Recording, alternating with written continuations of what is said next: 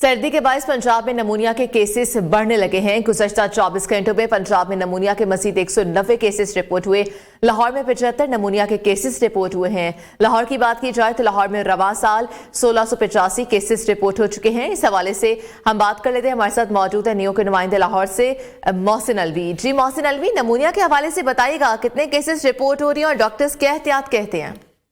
جی بالکل، اسموگ کے اور خشک سردی کی وجہ سے نمونیا کیسز میں اضافے کا سلسلہ جاری ہے۔ گزشتہ 24 گھنٹوں کے دوران پنجاب بھر میں نمونیا کے 190 کیسز رپورٹ ہوئے ہیں، جبکہ صرف لاہور کے اندر 75 نئے افراد میں نمونیا کی تصدیق ہوئی ہے۔ لاہور میں نواں سال 1600 سے زیادہ کیسز رپورٹ ہو چکے ہیں، جبکہ پنجاب میں مجموعی طور پر 8,500 سے زیادہ کیسز اب تک رپورٹ ہو چکے ہیں۔ 24 گھنٹوں کے دوران پنجاب بھر میں نمونیا سے 6 اور لاہور میں گزشتہ 24 گھنٹوں کے دوران ایک بچہ جاں بحق ہوا ہے۔ نمونیا سے جاں بحق بچوں کی مجموعی تعداد جو ہے وہ 200 تک پہنچ گئی ہے، جبکہ اسپتالوں کے اندر اس وقت مختلف اسپتالوں کے اندر سینکڑوں مریض زیر علاج ہیں۔ طبی ماہرین کا کہنا ہے کہ بھرپور احتیاطی تدابیر اختیار کر کے نمونیا سے بچا جا سکتا ہے، کیونکہ یہ شدید سرد موسم جو ہے نمونیا کی اس وقت بڑی وجہ ہے، اور اس سے احتیاطی تدابیر کے ساتھ ہی اس سے بچاؤ جو ہے ممکن ہے۔ ٹھیک ہے محسن الوی، بہت شکریہ اپڈیٹ کرنے کے لیے۔ پنجاب کے میدانی علاقوں کے ساتھ شہر اقتدار میں بھی دھند کے ڈیرے ہیں۔ شہر کے نظارے دھندلانے لگے ہیں۔ مارگلہ کی پہاڑیاں نظر آئیں، نہ ہی فیصل مسجد۔ وفاقی دارالحکومت اسلام آباد میں شدید دھند کی وجوہات کیا ہیں اور شہر میں بارش کب تک متوقع ہے، یہ ہم جانتے ہیں اپنے نمائندے فیاض الحسن سے، جو کہ اس وقت ڈپٹی ڈائریکٹر محکمہ موسمیات عرفان ورک کے ساتھ موجود ہے۔ بتائیے گا کیا کہتے ہیں، بارش کب تک ہوگی اور دھند کب تک برقرار رہے گی؟ جی، پنجاب کے بعد وفاقی دارالحکومت اسلام آباد میں بھی دھند کے ڈیرے ہیں۔ صبح سویرے شدید دھند پڑتی ہے، حد نگاہ صفر ہوتی ہے۔ اس وقت ہم موجود ہیں اسلام آباد کے محکمہ موسمیات میں، یہاں پر ڈپٹی ڈائریکٹر محکمہ موسمیات عرفان ورک صاحب ہمارے ساتھ موجود ہیں، ان سے جانتے ہیں۔ دیکھیں، یہ جو شدید دھند پڑ رہی ہے اسلام آباد اور راولپنڈی اور گردنواں میں، یہ بیسیکلی جو اسٹیبل ویدر ہو گیا ہے، جس کی وجہ سے ہوائیں کی سپیڈ بہت کم ہو گئی ہے، اور یہ جو فاگ کی شیٹ ہے وہ پوٹھوار ریجن میں داخل ہو گئی ہے، جس کی وجہ سے جو ہے نا مختلف اوقات میں جو ہے نا وہ ڈینس فاگ ہو جاتی ہے۔ اور پنجاب میں بھی اسی طرح فاگ کی جو کیفیت ہے وہ آئندہ یہ رواں ہفتے میں جو ہے نا یہ جاری رہے گی۔ تاہم اگلے ہفتے ہم ایک بارش والا اسپیل دیکھ رہے ہیں، جو کہ پاکستان کے مختلف علاقوں میں بارش اور پہاڑوں پر برف باری کرے گا، جس سے کچھ بہتری کی صورتحال ہے۔ جی بالکل، ان کا یہی کہنا ہے کہ یہ جو شدید دھند پڑ رہی ہے یہ مزید ایک ہفتے تک جاری رہے گی، اور اگلے ہفتے سے بارش کی پیشن گوئی کی گئی ہے۔ پورے اسلام آباد سمیت پنجاب میں بھی آئندہ ہفتے امید ہے کہ بارش کا امکان ہے۔ جی ٹھیک ہے، بہت شکریہ۔ یہاں پر ایک بریک شامل کرتے ہیں، کہیں مت جائیے گا۔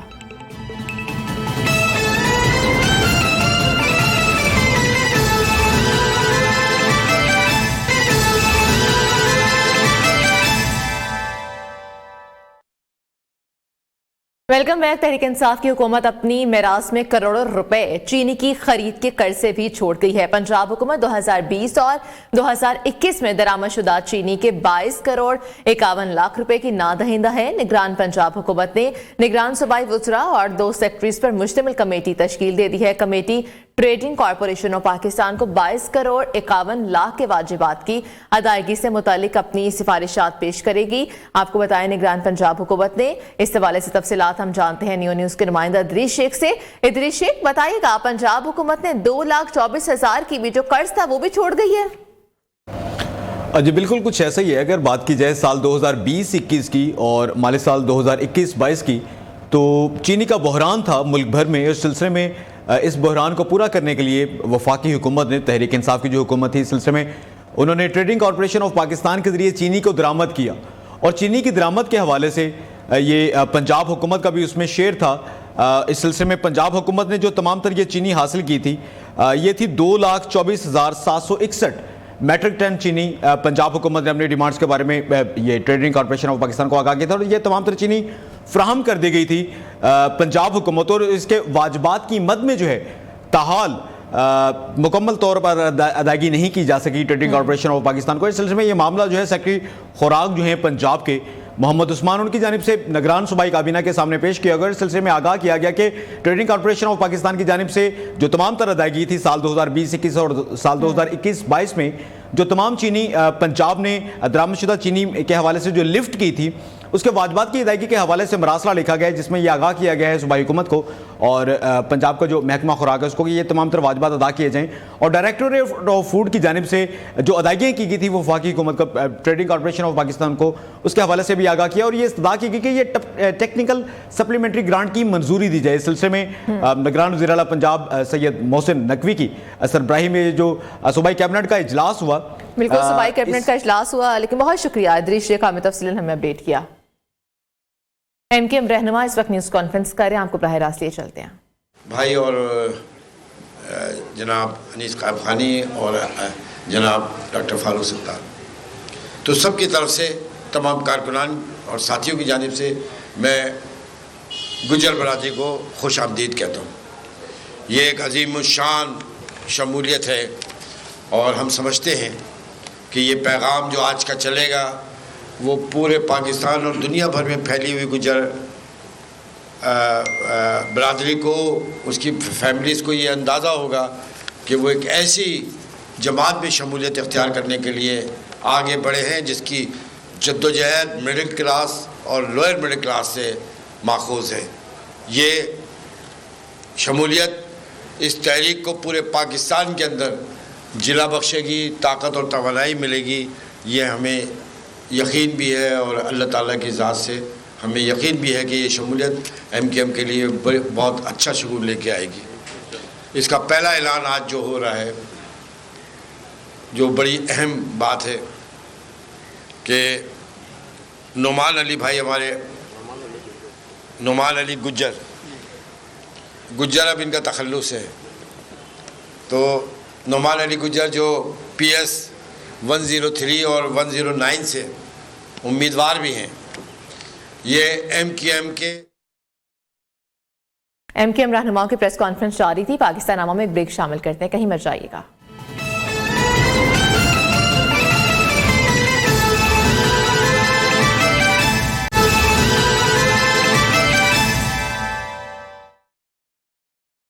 آگے بڑھتے ہوئے بات کریں، سول سوسائٹی بورے والا کی طرف سے 30 مستحق جوڑوں کی اجتماعی شادیوں کی تقریب کا انعقاد کیا گیا ہے۔ باراتیوں کا بینڈ باجوں سے استقبال اور شادی کے بندھن میں بندھنے والے جوڑوں کے چہروں پر خوشی دیدنی تھی۔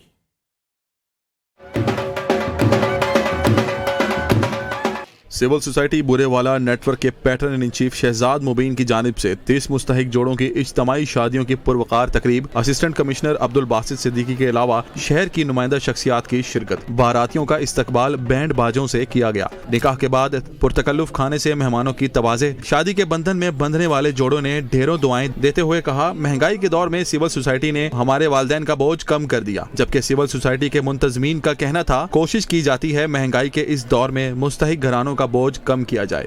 ماشاءاللہ اتنے سارا انتظام ہویا، سوسائٹی نے اچھا انتظام کیتا تے انہاں دا میں شکر گزار ہاں۔ بہت ہم زیادہ خوش ہیں، آپ کا بہت بہت زیادہ مہربانی، بہت بہت شکریہ۔